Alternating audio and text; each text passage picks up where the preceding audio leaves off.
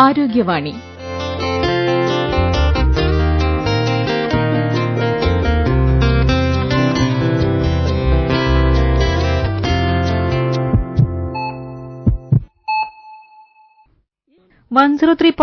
Real എഫ്എമ്മിൽ പ്രക്ഷേപണം ചെയ്ത തത്സമയ ഫോണിൻ പരിപാടിയുടെ ശബ്ദലേഖനമാണ് ഇന്ന് ആരോഗ്യവാണിയിൽ.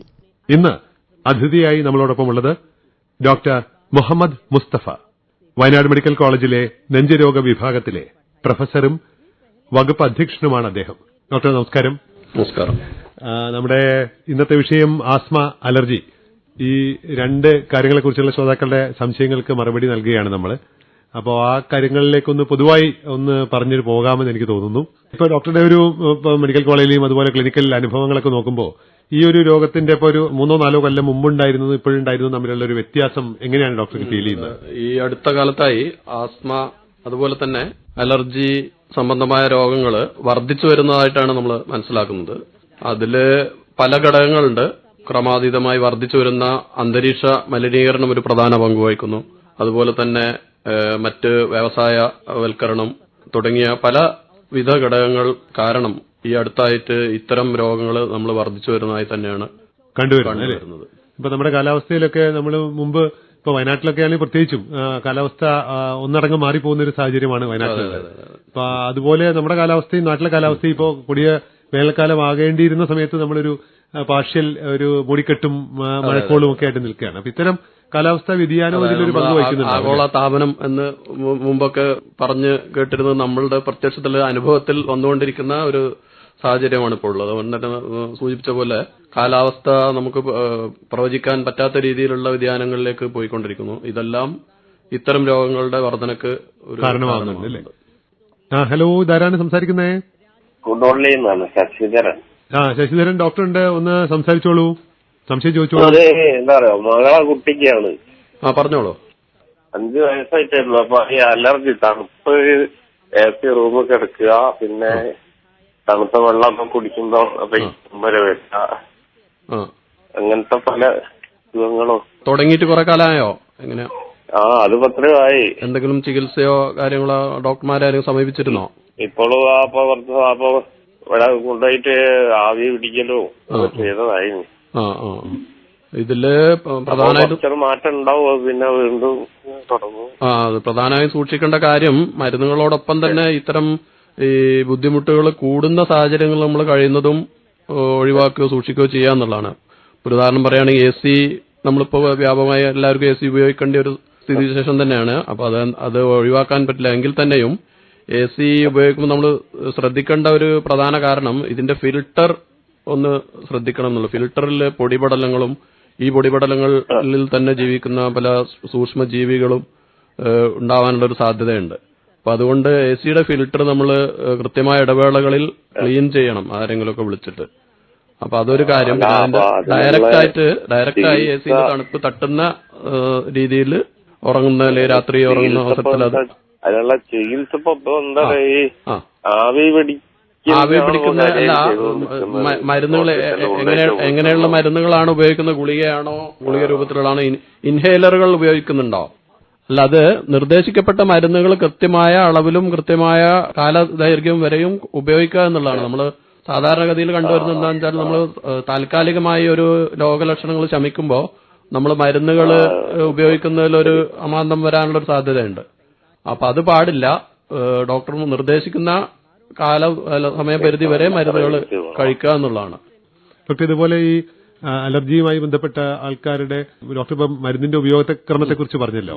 അതിന്റെ ഒരു ഡ്യൂറേഷനിലേക്ക് മുഴുവനായിട്ട് ആൾക്കാർ പോവാതിരിക്കുന്ന, അല്ലെങ്കിൽ താൽക്കാലിക ആശ്വാസം കാണുമ്പോൾ അത് പകുതിക്ക് നിർത്തുന്ന ഒരു അവസ്ഥയൊക്കെയല്ലേ ഈ ഒരു രോഗം എന്നുള്ളതല്ല. പൊതുവേ നമ്മളുടെ ഒരു ശീലം അങ്ങനെയാണ്. താൽക്കാലികമായിട്ടൊരു രോഗലക്ഷണങ്ങൾ ശമിക്കുമ്പോൾ മരുന്നുകൾ നിർത്തുന്ന ഒരു സ്വഭാവമുണ്ട്. അപ്പൊ പ്രത്യേകിച്ച് ഈ ആസ്മ രോഗത്തിന് അതൊരിക്കലും പാടില്ല. കാരണം ഓരോ വ്യക്തിക്കും രോഗം വരുന്ന കാരണങ്ങൾ, അതുപോലെ രോഗത്തിന്റെ തീവ്രത, ഇവയെല്ലാം വ്യത്യാസപ്പെട്ടിരിക്കും. അപ്പൊ അതുകൊണ്ട് കൃത്യമായി അവര് കാണിക്കുന്ന, ഡോക്ടർ നിർദ്ദേശിക്കുന്ന മരുന്നുകൾ രോഗലക്ഷണങ്ങൾ ശമിച്ചു എങ്കിൽ പോലും അത് നിർത്താൻ പാടില്ല. ഹലോ, ഡോക്ടറുണ്ട്, സംസാരിച്ചോളൂ. കേൾക്കാം. എനിക്ക് ചെസ്റ്റിന് ഈ കഫക്കെട്ടുള്ള മാതിരി എപ്പോഴും തൊണ്ടയിൽ ഇങ്ങനെ ഒരു പിന്നെ കഫ ഇങ്ങനെ കെട്ടിക്കൊണ്ടായി തോന്നുന്നു എപ്പോഴും. അപ്പോ പിന്നെ ഗുളിക മേടിച്ച് കഴിക്കാറുണ്ട്. എന്നാലും എപ്പോഴും അങ്ങനെ ഒരു ബുദ്ധിമുട്ട് ഉണ്ടാവാറുണ്ട്. ശരിക്കും പോകുന്നില്ല. അല്ല, അതില് ഈ കഫക്കെട്ട് എന്ന് പറയുന്നതുകൊണ്ട് എന്താണ് നെഞ്ചിന് ശ്വാസതടസ്സമോ അല്ലെങ്കിൽ തുമ്മലോ മൂക്കടപ്പോ? രാത്രിയൊക്കെ ചില നേരത്തെ ശ്വാസതടസ്സം ഉണ്ടാവാറുണ്ട്. വേറെ പരിശോധനകൾ വല്ലതും നടത്തിയിരുന്നോ? ടെസ്റ്റ് ചെയ്തിരുന്നോ? രോഗത്തിനെ പറ്റി ആരെങ്കിലും സമീപിച്ചിരുന്നോ? അങ്ങനെ കാണിച്ചപ്പോ ഡോക്ടർമാരൊന്നും അങ്ങനെ അത്ര ഒരു ഇതില്ല, വിഷയമല്ല എന്നുള്ള നിലയ്ക്ക്. അല്ല, ഡോക്ടർ നിർദ്ദേശം അനുസരിച്ചാണോ മരുന്ന് കഴിക്കാറ് അതോ സ്വന്തമായി കഴിക്കുന്നതെന്നാണോ? എങ്ങനെയാണ്? ആദ്യം കഴിച്ചില്ല. ഇപ്പൊ അതിന് കറക്റ്റ് പിന്നെ കണ്ടിന്യൂ ആയിട്ട് മരുന്നൊന്നും കഴിക്കുന്നു. അതാണ് ഒരു വിഷയം. നമ്മള് നിർദ്ദേശിക്കപ്പെട്ട മരുന്നുകൾ കഴിക്കുകയും അതിൽ ശമനമില്ലെങ്കിൽ വീണ്ടും, അതായത് മരുന്ന് നമ്മൾ നിർദ്ദേശിച്ച മരുന്നുകൾ കഴിച്ച് പൂർണ്ണമായി സുഖപ്പെടുന്നില്ലെങ്കിൽ രണ്ടാമത് അതിന്റെ വിവരം പോയി പറയുകയും പ്രത്യേക പരിശോധനകളെല്ലാം വേണോ എന്നുള്ളത് തീരുമാനിക്കുകയും വേണം കേട്ടോ. നമ്മള് ഈ ഒരു ആസ്മ, അലർജി ഇത് രണ്ടും നമ്മൾ സംസാരിച്ചുകൊണ്ടിരിക്കുന്ന ഒരു കാര്യമാണ്. അപ്പോ ഇത് രണ്ടിനെയും എന്തിനെ ദ്യോതിപ്പിക്കുന്നു അല്ലെങ്കിൽ എന്തിനെ ജനറേറ്റ് ചെയ്യുന്നു എന്നുള്ള ഒരു സംശയം പൊതുവെ ഉണ്ടാവും. അലർജി എന്ന് പറയുന്നത് ഒരു അവസ്ഥ ചിലരിലെങ്കിലും ആസ്മയിലേക്ക് നയിക്കുന്നു എന്നുള്ളതാണ്. അലർജിന്റെ ചില ഒരു ഉപവിഭാഗമായി ആസ്മ വരുന്നു. ഇതില്ലാതെയും അലർജി രോഗങ്ങൾ കാണാറുണ്ട്. അലർജി എന്ന് നമ്മൾ സാധാരണ പറയുന്ന സാധാരണ രീതിയിൽ നിരുപദ്രവകാരികളായ ചില വസ്തുക്കളെയോ സാഹചര്യങ്ങളെയോ ഒരു പ്രത്യേക ആളുടെ ശരീരം അല്ലെങ്കിൽ ആ അദ്ദേഹത്തിന്റെ പ്രതിരോധ വ്യവസ്ഥ ഈ സാഹചര്യങ്ങളെ ഒരു അക്രമോത്സുകരായ ഇതായി തിരിച്ചറിയുകയും അവയ്ക്കെതിരെ നമ്മുടെ ശരീരം അമിതാവേശത്തോടെ പ്രതികരിക്കുകയും ചെയ്യുന്ന ഒരു പ്രതിഭാസമാണ് ശരിക്കും അലർജി എന്ന് പറയുന്നത്. അപ്പൊ അതിനാൽ തന്നെ ഒരാൾക്ക് അലർജി വരുന്ന വസ്തു വേറൊരാൾക്ക് അലർജി ഉണ്ടാവണം എന്നില്ല. അപ്പൊ അത് പിന്നെ നമ്മള് ഏത് വസ്തു അല്ലെങ്കിൽ സാഹചര്യമാണ് ഇതിലേക്ക് നയിക്കുന്നതെന്ന് തിരിച്ചറിഞ്ഞ് അതിന് എതിരെയുള്ള പ്രതിരോധ നടപടികൾ, പ്രവർത്തനങ്ങൾ അല്ലെങ്കിൽ ചികിത്സ എടുക്കുക എന്നുള്ളതാണ് സൂചിപ്പിക്കുന്നത്. പിന്നെ അതുപോലെ നേരത്തെ സൂചിപ്പിച്ച പോലെ ആസ്മ, അലർജിക് ആസ്മ എന്ന് പറയുന്ന ഒരു വിഭാഗം ഉണ്ട്. ഇതാണ് പ്രധാനമായും അലർജിയും ആസ്മയും തമ്മിലുള്ള ബന്ധം എന്ന് പറയുന്നത്. അപ്പൊ അതിലും നമ്മൾ രോഗലക്ഷണങ്ങള്, രോഗം ഉണ്ടാകുന്ന സാഹചര്യങ്ങളും തിരിച്ചറിഞ്ഞ് അതിന് ഫലപ്രദമായ ചികിത്സ എടുക്കുക എന്നുള്ളതാണ് ചെയ്യേണ്ടത്. ഹലോ, നമസ്കാരം. ഹലോ. നമസ്കാരം. ഡോക്ടറുണ്ട്, സംസാരിച്ചോളൂ. ഇതാരാ വിളിക്കുന്നേ? ഹിബ. ഡോക്ടറോട് സംസാരിച്ചോളൂ. കുറെ കാലങ്ങളായിട്ട് ഇപ്പോ അലർജി ഉണ്ട്. ചെറുപ്പം മുതലേ ഉണ്ട്. എനിക്ക് 20 വയസ്സായി. 18 വയസ്സാകുമ്പോ മാറുന്നൊക്കെ പറഞ്ഞു. എന്താണ് അലർജി എന്നുള്ളത്? തുമ്മലാണോ, ശ്വാസം വലിവാണോ, എന്താണ് പ്രധാനമായിട്ട്? ആദ്യം തുമ്മലായിരുന്നു, ഇങ്ങനെ ശ്വാസം മുട്ടലായി മാറി. മരുന്ന് എടുക്കുന്നുണ്ടോ? ഭയങ്കര വലിവൊക്കെ ഉണ്ട്. മരുന്നുകൾ ഉപയോഗിക്കുന്നുണ്ടോ? എന്ത് തരത്തിലുള്ള മരുന്നുകളാണ് ഉപയോഗിക്കുന്നത്? അലർജിക്കുള്ള മരുന്ന് മാത്രമേ. ആദ്യമൊക്കെ ഇംഗ്ലീഷ് മരുന്ന് കുടിച്ചിരുന്നു. പിന്നെ ഹോമിയോ കുറെ മരുന്നുകൾ ട്രൈ ചെയ്ത് നോക്കി. ഹോമിയോ കുടിച്ചു നോക്കി, ഇംഗ്ലീഷ് കുടിച്ചു നോക്കി, ആയുർവേദം എല്ലാം ട്രൈ ചെയ്ത് നോക്കി. ഒന്നിലും മാറ്റമൊന്നും വരുന്നില്ല. അല്ല, അത് അങ്ങനെ നിരാശപ്പെടേണ്ട ഒരു സാഹചര്യം ഇല്ല. എന്തായാലും ഇതിന് ഇപ്പോ നമുക്ക് ഫലപ്രദമായിട്ടുള്ള ചികിത്സയും മരുന്നുകളും എല്ലാം തന്നെ ലഭ്യമാണ്. അപ്പൊ അത് നമ്മള് നേരത്തെ പറഞ്ഞ പോലെ നമ്മളൊരു കുറച്ചു നാളൊരു മരുന്ന് കഴിക്കുകയും പിന്നെ അതിൽ കുറവില്ല എന്ന് പറഞ്ഞ് നിരാശയായി മറ്റൊരു സിസ്റ്റത്തിലേക്ക് മാറുകയും ചെയ്യുന്നത് ഒരു നല്ല രീതിയല്ല. അപ്പോ ഇതിൽ നമുക്ക് പ്രത്യേകം ശ്രദ്ധിക്കേണ്ടത് എന്തായാലും കുറച്ചൊരു കാലദൈർഘ്യം ചില കേസുകളിൽ വേണ്ടിവരും. അപ്പൊ അത്രയും പീരീഡ് മരുന്നുകൾ ക്ഷമയോടെ ഉപയോഗിക്കുകയും ആ മരുന്നിന്റെ അളവ് നമ്മളൊരു വിദഗ്ധ ഉപദേശം അനുസരിച്ച് മരുന്നുകളുടെ അളവ് ക്രമപ്പെടുത്തുകയും ചെയ്യാന്നുള്ളതാണ് വേണ്ടത്. പിന്നെ അലർജി കൂടുന്ന സാഹചര്യങ്ങൾ, പ്രത്യേകിച്ച് ഉദാഹരണം പറയുകയാണെങ്കിൽ നമ്മൾക്ക് ചില സാഹചര്യങ്ങളിൽ ഇത് കൂടുതലായിട്ട് നമ്മൾ തന്നെ തിരിച്ചറിഞ്ഞ് അത്തരം കാര്യങ്ങൾ പരമാവധി ഒഴിവാക്കുക എന്നുള്ളതാണ് സൂക്ഷിക്കേണ്ടത്. എന്താണ് ചെയ്യുന്നത്? പഠിക്കുകയാണോ? അപ്പൊ കൂടുതൽ വേറെ ഒരു കാര്യം കൂടെ ഉള്ളത്, നമ്മളെ പിന്നെ കൂടുതലുണ്ടാകുന്ന മാനസിക സംഘർഷങ്ങൾ വരെ ചിലപ്പോൾ ആസ്മയോ അലർജിയോ കൂട്ടാനുള്ള കാരണമായേക്കാം. അപ്പൊ അത്തരം എന്തെങ്കിലും ഘടകങ്ങളോ ഉണ്ടോ എന്നുകൂടി പരിശോധിക്കേണ്ടതുണ്ട്. ഹലോ, നമസ്കാരം. ഹലോ, എന്റെ മോന് ഒരു അലർജിന്റെ പ്രശ്നമുണ്ട്. അതിനെ പറ്റി ചോദിക്കാം. എന്താണ് കൃത്യമായി ബുദ്ധിമുട്ട്? എന്താണ് പറയൂ. അവന് 19 വയസ്സായിട്ടുണ്ട്. എന്താണ് രോഗമായിട്ടുള്ളത്? ലക്ഷണമായിട്ട് എന്താ ഉള്ളത്? എനിക്ക് ഇങ്ങനെ ചില ദിവസങ്ങൾ അധികമാണ്. തുമ്പ ഇങ്ങനെ മൂക്ക് കൂടെ രക്തമൊക്കെ വരും. പിന്നെ അത് എന്താ? മരുന്ന് ഉപയോഗിക്കുന്നുണ്ടോ? മരുന്നുകൾ ഉപയോഗിക്കുന്നുണ്ടോ? മരുന്നൊന്നും ഉപയോഗിക്കുന്നില്ല. അലർജിന്റെ ഗുളിക കുടിക്കും അതിന്റെ ഇടക്കിടക്ക്. അല്ല, അങ്ങനെ ചെയ്യുന്നത് ശരിയായ രീതിയല്ല. നമ്മള് അലർജി ഉണ്ടാവുമ്പോ നമ്മള് സ്വന്തം ഇഷ്ടത്തിന് പോയിട്ട് എന്തെങ്കിലും ഒരു ഗുളിക എപ്പോഴെങ്കിലും എഴുത്തുന്ന ഒരു ഗുളിക കഴിക്കുന്നത് നല്ല രീതിയല്ല. അപ്പോ അതില് പിന്നെ മരുന്ന് കൃത്യമായ ചെയ്തിരുന്നു അവനെ കാട്ടിയിട്ട് ഡോക്ടർ പിന്നെ അങ്ങനെ മൂക്കിൽ എന്താ ദശ ഉണ്ടെന്നൊക്കെ പറഞ്ഞു. അതിനെ പറ്റി ഒന്ന് ഇങ്ങനെ ഇതേമാതിരി അലർജി വരുമ്പോ അവനൊരു ഗുളിക കഴിക്കും. അങ്ങനല്ല, അതില് മൂക്കിലെ അലർജിക്ക് നമ്മൾ അലർജിക് റൈനൈറ്റിസ് പ്രത്യേകമായിട്ട് സ്പ്രേ പോലെ മൂക്കിലേക്ക് അടിക്കുന്ന രീതിയിലുള്ള മരുന്നുകൾ ഉണ്ട്. അത് കൃത്യമായി ഉപയോഗിച്ചു കഴിഞ്ഞാൽ അത് നല്ല ശമനം ലഭിക്കും. അങ്ങനെയുള്ള മരുന്നുകൾ വല്ലതും ഉപയോഗിച്ചിരുന്നോ? ഇല്ല. അപ്പൊ അത് അല്ല, അതല്ല, അത് നമ്മൾ നേസൽ ഡ്രോപ്സ് പതിവായി ഉപയോഗിക്കുന്നത് ശരിയല്ല. ഇപ്പം നേസൽ സ്പ്രേ ആണ് അലർജിക്ക്. ഗുളികയുടെ കൂടെ തന്നെ മൂക്കിൽ അടിക്കുന്ന സ്പ്രേ പോലുള്ള മരുന്നുകളുണ്ട് കേട്ടോ. അപ്പൊ അത് ഡോക്ടറെ സമീപിച്ച് കൃത്യമായിട്ട് ഉപയോഗിച്ചു കഴിഞ്ഞാൽ അത് പൂർണ്ണമായി സുഖപ്പെടും കേട്ടോ. പലരും നമ്മളിപ്പോ സംസാരിക്കുന്ന പേരിലൊക്കെ നമ്മൾ ഒരു കണ്ടിന്യൂസ് ഒരു ചികിത്സ എടുക്കുന്നതിൽ ആൾക്കാർ അത്ര വേറെല്ലാം തോന്നുന്നു അല്ലേ? അതാണ് അത് പൊതുവെ എല്ലാ കരുതും. പക്ഷെ ഇതില് കൂടുതലാണ്. കാരണം ഇതിപ്പോ എങ്ങനെയാണെന്ന് വെച്ചാൽ നമ്മൾ സാധാരണ ഒരു ജലദോഷമോ അല്ലെങ്കിൽ മറ്റോ വരുന്ന രീതിയിൽ 4-5 ദിവസം മരുന്ന് കഴിച്ച് പൂർണ്ണമായി മാറുന്നൊരു അവസ്ഥയല്ല. അപ്പൊ ഇത് കൃത്യമായിട്ട് പിന്നെ മരുന്ന് എടുത്ത് അതിന്റെ മരുന്നിന്റെ അളവ്, ഞാൻ നേരത്തെ പറഞ്ഞ പോലെ മരുന്നിന്റെ അളവ് ഇടവേളകളും പിന്നെ രോഗശമനത്തിനനുസരിച്ച് ക്രമപ്പെടുത്തിക്കൊണ്ടും നീങ്ങിയാലേ അതിൽ പരിപൂർണ്ണ വിജയം ഉണ്ടാവുള്ളൂ. ഹലോ, നമസ്കാരം. ഹലോ, നമസ്കാരം. ആരാണ്? ഞാൻ അശോകനാ, നൊച്ചാട്. അശോകൻ പറയൂ. എനിക്കൊരു ചെറിയ അലർജി പ്രശ്നമുണ്ട്, ഈ ശ്വാസം മുട്ടലും പിന്നെ ഇതൊക്കെയാണ് സുഖേട്. ഡോക്ടർ നേരിട്ട് സംസാരിക്കാൻ പറഞ്ഞാണ്. മരുന്നുകൾ ഉപയോഗിക്കുന്നുണ്ടോ? മരുന്നുകൾ ഇപ്പൊ അങ്ങനെ ഉപയോഗിക്കില്ല. മാറിയതിന് കൊണ്ടാണോ ഉപയോഗിക്കാത്തതോ? ഇപ്പൊ ചില മാറ്റം കണ്ട്. അപ്പൊ മാറ്റം എന്നുള്ളത് പിന്നെ ഡോക്ടറെ നിർദ്ദേശം അനുസരിച്ച് ഉള്ള മരുന്നുകളും അളവിൽ കഴിക്കുക, നിർദ്ദേശിക്കപ്പെട്ട അളവിൽ കഴിക്കുക, തുടരുക. നിർത്താൻ പറയുമ്പോൾ മാത്രമേ മരുന്ന് നിർത്താവൂ. ആയിക്കോട്ടെ കേട്ടോ. ഓക്കെ. ഹലോ, നമസ്കാരം. ഹലോ, പറയൂ, ധാരാണ്? ഞാനേ ടിനു എന്നാണ് പേര്, കോഴിക്കോട് നിന്നാണ് വിളിക്കുന്നത്. പറഞ്ഞോളൂ. ഞാൻ ഡോക്ടറെ, ഞാന് ഒരു 3 വർഷം മുമ്പ് അലർജി ഉണ്ടായിരുന്നു. അപ്പൊ ഒരു ഡോക്ടറെ കൺസൾട്ട് ചെയ്തിട്ട് അവാമിസ് എന്ന് പറഞ്ഞ ഒരു നേസൽ സ്പ്രേ ഉപയോഗിച്ചിട്ടുണ്ടായിരുന്നു. അപ്പൊ ഒരു 1-1.5 വർഷം ഉപയോഗിച്ചു. അപ്പൊ അലർജി പൂർണ്ണമായും മാറി. അപ്പൊ അതിനുശേഷം ഞാൻ ആ മെഡിസിൻ നിർത്തിയിട്ടുണ്ടായി.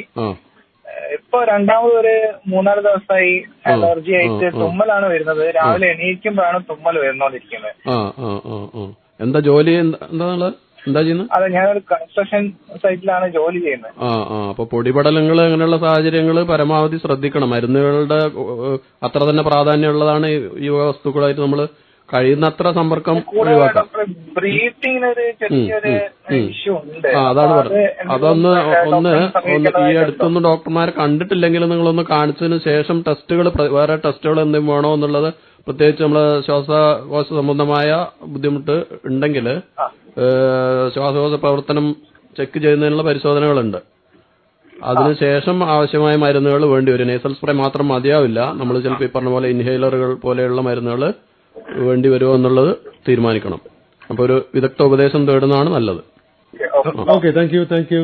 നമ്മൾ അലർജിയെ പറ്റിയാണ് നേരത്തെ സൂചിപ്പിച്ചത്. അതിൽ പ്രധാനമായിട്ട് 5 തരത്തിൽ നമുക്ക് തരംതിരിക്കാവുന്നതാണ് അലർജി രോഗങ്ങൾ. ചിലവരില് ഈ തുമ്മല്, വിട്ടുമാറാത്ത തുമ്മല്, മൂക്കൊലിപ്പ്, ഇങ്ങനെയുള്ളത് മാത്രമായി അലർജിക് റൈനൈറ്റിസ് എന്നാണ് അതിന് പറയാം.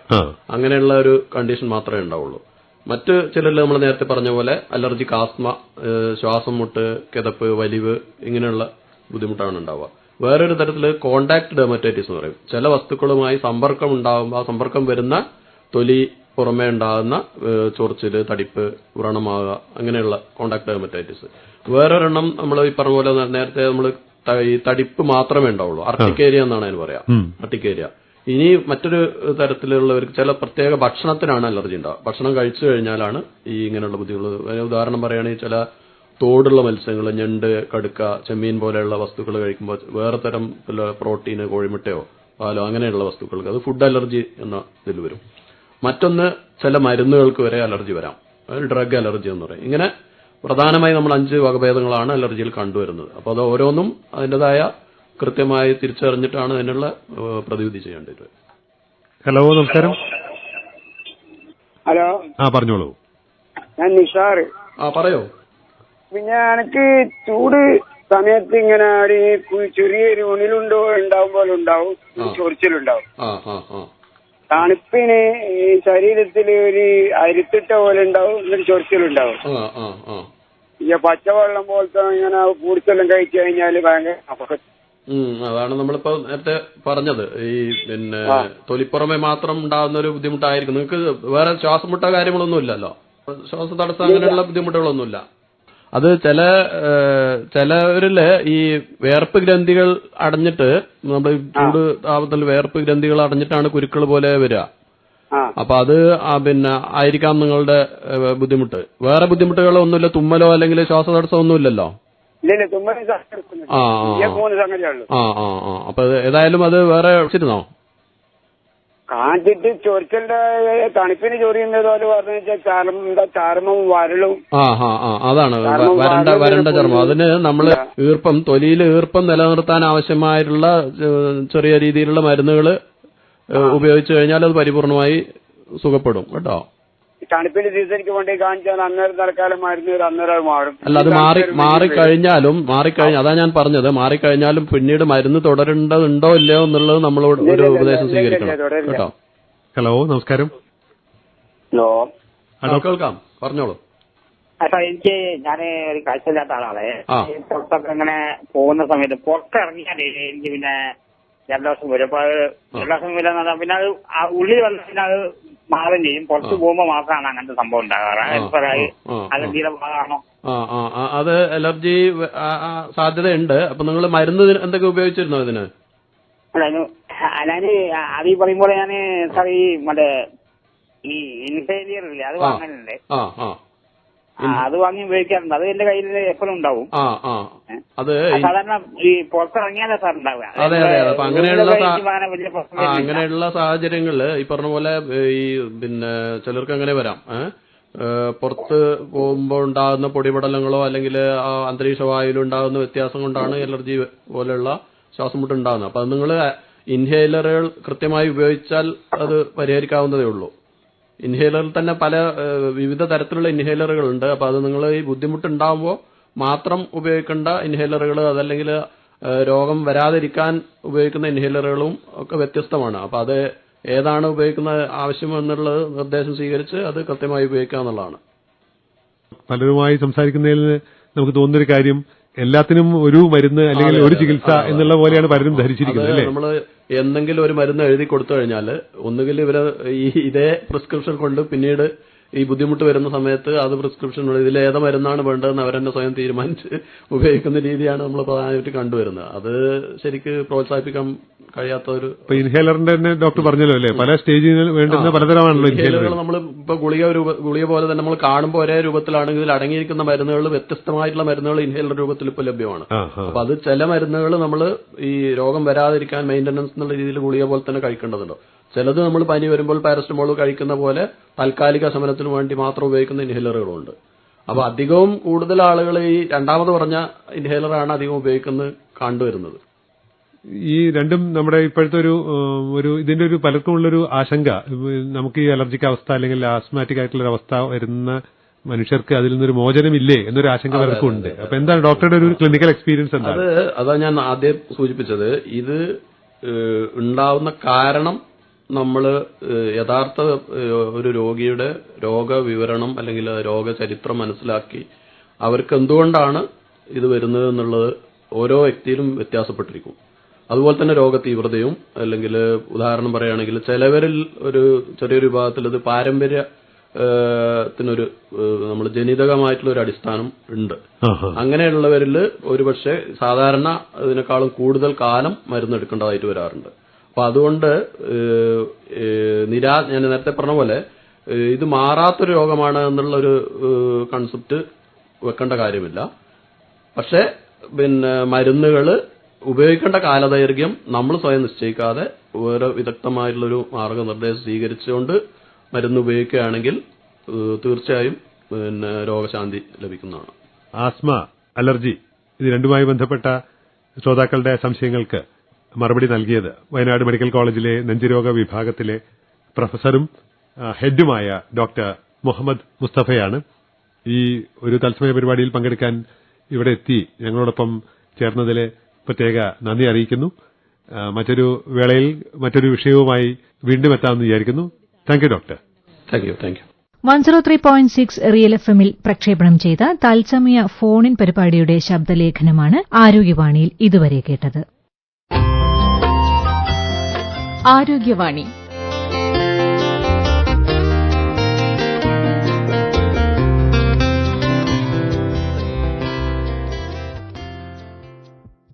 ക്യാൻസറിനുള്ള ഫലപ്രദമായ ചികിത്സാ മാർഗങ്ങൾ, ഇതേക്കുറിച്ച് സംസാരിക്കുന്നത് മലബാർ മെഡിക്കൽ കോളേജിലെ പത്തോളജി വിഭാഗം മേധാവിയും പ്രൊഫസറുമായ ഡോക്ടർ രാജീവൻ കെ. ക്യാൻസർ അഥവാ അർബുദം എന്ന രോഗത്തെക്കുറിച്ച് കേട്ടിട്ടില്ലാത്ത ആരും ഈ കാലത്തുണ്ടാകുമെന്ന് തോന്നുന്നില്ല. നൂറ്റാണ്ടുകളായി മനുഷ്യന്റെ പേടി സ്വപ്നമായിരുന്നു ഈ രോഗം. ഇപ്പോഴും അതിന്റെ അളവ് വർദ്ധിച്ചുകൊണ്ടേയിരിക്കുകയാണ്. ലിംഗം, പ്രായം, വംശം, സ്ഥലം അല്ലെങ്കിൽ എന്തു തന്നെയായാലും എല്ലാ തരത്തിലുള്ള തരംതിരിവുകൾക്കൊക്കെ അതീതമായിട്ട് മനുഷ്യന്റെ നിലനിൽപ്പിനൊരു ആഗോള ഭീഷണിയായിട്ടാണ് ഈ രോഗം ഇപ്പോൾ അറിയപ്പെടുന്നത്.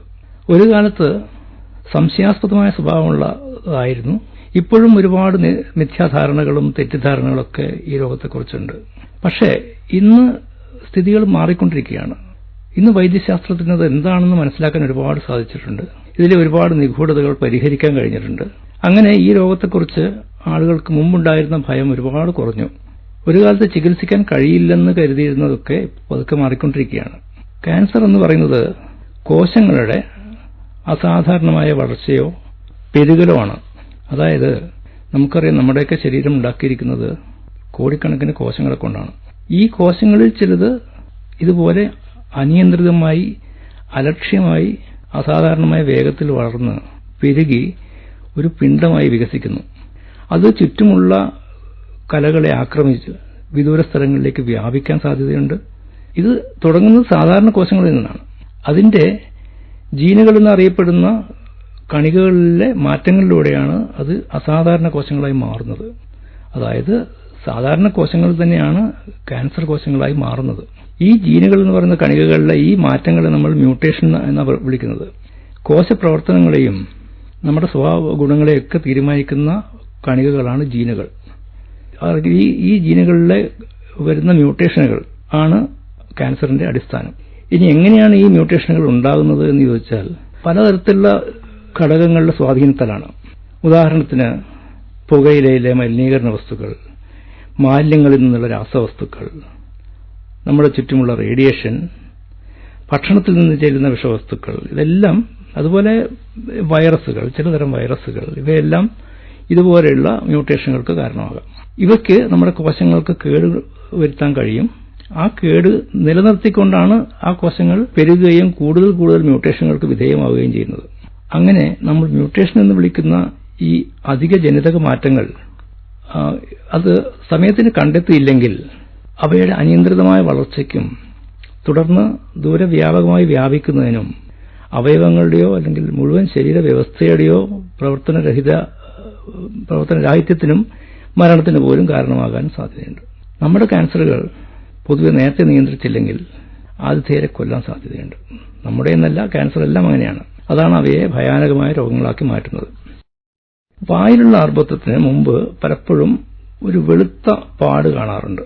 അതിന് ലൂക്കോപ്ലേക്കിയ എന്നാണ് പറയുക. ഇത് പുകയിലയുടെ ഉപയോഗം മൂലം ഉണ്ടാകാം, അല്ലെങ്കിൽ മൂർച്ചയുള്ള പല്ലുകൾ ഉരഞ്ഞിട്ടുണ്ടാകാം. അതുപോലെ എന്തെങ്കിലും തരത്തിലുള്ള അപാകതകൾ കൊണ്ട് സ്ഥിരമായി ഘർഷണമുണ്ടാകുന്ന ഭാഗത്ത് ഇതുപോലെ ഉണ്ടാകാൻ സാധ്യതയുണ്ട്. ഇതുപോലത്തെ വെളുത്ത പാടുകളുണ്ടെങ്കിൽ അത് നേരത്തെ മെഡിക്കൽ കൺസൾട്ടേഷൻ ചെയ്ത് അതിന്റെ സ്വഭാവം മനസ്സിലാക്കുകയും അതിന് വേണ്ട പ്രതിവിധികൾ അപ്പം ചെയ്യുകയും ചെയ്യേണ്ടതാണ്. അതാണ് ഇതിന് മുൻകരുതലായിട്ട് എടുക്കാൻ പറ്റുന്നൊരു കാര്യം. അത് കണ്ണാടിയിൽ നോക്കിയാൽ എളുപ്പത്തിൽ കാണാൻ കഴിയുന്നതായതുകൊണ്ട് വായല അകത്തുള്ളതല്ലെങ്കിൽ അറ്റ്ലീസ്റ്റ് കാണാൻ പറ്റുന്നതുകൊണ്ട് അങ്ങനെ കണ്ടെത്തി ഇത് വേണമെങ്കിൽ കൺസൾട്ട് ചെയ്താൽ നീക്കം ചെയ്താലാണ് നന്നാവുക എങ്കിൽ നീക്കം ചെയ്യാവുന്ന ഒരു കാര്യമാണ്. അത് വെളുത്ത പാടുകൾ ദൃശ്യമല്ലെങ്കിൽ പോലും നാവ് ഉൾപ്പെടെയുള്ള വായിലെ മ്യൂക്കോസ, അതായത് ഇതിനെല്ലാം കവർ ചെയ്യുന്ന ഭാഗമാണ് മ്യൂക്കോസ, അതിലുള്ള രുചിയുടെയോ അല്ലെങ്കിൽ ചവയ്ക്കലോ ഉള്ള വ്യത്യാസം കുറച്ചു കാലങ്ങളായിട്ട് തുടരുന്ന വ്യത്യാസങ്ങളുണ്ടെങ്കിൽ, പ്രത്യേകിച്ചും പുകയില ഉപയോഗിക്കുന്ന ആൾക്കാരാണെങ്കിൽ അവരും ഇത് മെഡിക്കൽ കൺസൾട്ടേഷൻ ചെയ്യേണ്ട ഒരു ആവശ്യമാണ്. അത് വായിൽ ഈ വെളുത്ത പാടില്ലെങ്കിൽ പോലും അത് ചെയ്യുകയായിരിക്കും നല്ലത്. അതുപോലെ ശ്വാസനാളത്തിലോ നമ്മുടെ ശബ്ദം പുറപ്പെടുന്ന സൗണ്ട് ബോക്സിലോ ഉള്ള ക്യാൻസർ, അതും സാധാരണമാണ്. അത് തുടക്കം മുതൽ തന്നെ ശബ്ദത്തിന്റെ നിലവാരം മാറ്റുന്നതുകൊണ്ട് ശബ്ദത്തിലുള്ള വ്യതിയാനം മെഡിക്കൽ കൺസൾട്ടേഷൻ ചെയ്യാൻ ഒരു പ്രേരണയായിരിക്കണം.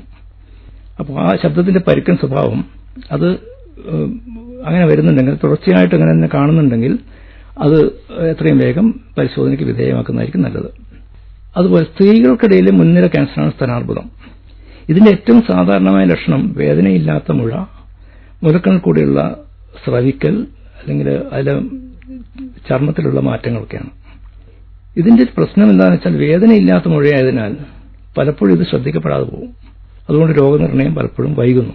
സ്വയം പരിശോധനാ രീതി പഠിക്കുന്നതാണ് സ്തനങ്ങളിലെ മുഴകൾ കണ്ടെത്താനുള്ള ഏറ്റവും നല്ല മാർഗം. അതിന് ആരോഗ്യ ക്ലിനിക്കുകൾ, സോഷ്യൽ മീഡിയ, വിവിധ സംഘടനകൾ സംഘടിപ്പിക്കുന്ന ക്യാൻസർ അവബോധ പരിപാടികൾ എന്നിവയിലൂടെ ഇതൊക്കെ പഠിപ്പിക്കുന്നുണ്ട്. അതിൽ ശ്രദ്ധിക്കേണ്ട കാര്യം എല്ലാ മുഴകളും ക്യാൻസർ ആയിരിക്കണമെന്നില്ല. ക്യാൻസർ അല്ലാത്ത ഒരുപാട് തരം മുഴകളുണ്ട്. പക്ഷേ ക്യാൻസർ ഒരു മുഴയായിട്ടാണ് ആരംഭിക്കുന്നതെന്നുള്ളതുകൊണ്ട് ക്ലിനിക്കൽ പരിശോധനയിലൂടെയും തുടർന്നുള്ള ചെറിയ ഇൻവെസ്റ്റിഗേഷനിലൂടെയും അതിന്റെ സ്വഭാവം കണ്ടെത്താൻ പറ്റും. അപ്പോൾ അതിനുവേണ്ട ചികിത്സാ രീതികൾ അവിടെ നിന്ന് നമുക്ക് അവലംബിക്കാനാവും. ഇനി ഗർഭാശയഗള ക്യാൻസർ, അതായത് സർവൈക്കൽ ക്യാൻസർ, എൻഡോമെട്രിയൽ ക്യാൻസർ, അതായത് ഗർഭാശയത്തിനകത്തുള്ള ക്യാൻസർ തുടങ്ങിയ അർബുദങ്ങൾ സാധാരണയായിട്ട് അസാധാരണമായ ഗർഭാശയ രക്തസ്രാവത്തോടുകൂടിയാണ് കാണുന്നത്.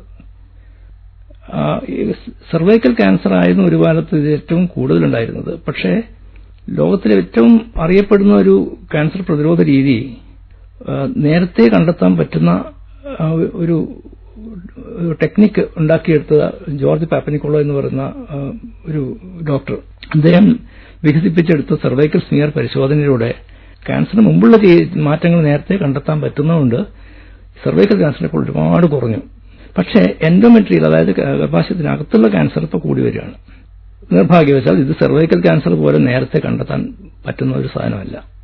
ഈ എൻഡോമെട്രിയൽ ക്യാൻസർ കൂടുതലും കാണുന്നത് അമിതവണ്ണം, രക്താതിസമ്മർദ്ദം, അതായത് ഹൈ ബ്ലഡ് പ്രഷർ, പ്രമേഹ രോഗം, ഇതൊക്കെയായിട്ട് ശക്തമായ ബന്ധമുള്ളതിനാൽ അത്തരം രോഗാവസ്ഥകളുള്ളവരും അവർക്ക് അസാധാരണമായിട്ട് ഗർഭാശയ രക്തസ്രാവം ഉണ്ടാവുകയും ചെയ്യുകയാണെങ്കിൽ ജാഗ്രത പാലിക്കണം. അങ്ങനെയുള്ളവർ എത്രയും വേഗം മെഡിക്കൽ കൺസൾട്ടേഷൻ ചെയ്യുക. വിവിധ തരം ക്യാൻസറുകളും അതിന്റെ ലക്ഷണങ്ങളും വിശദീകരിച്ചത് ഡോക്ടർ രാജീവൻ കെ.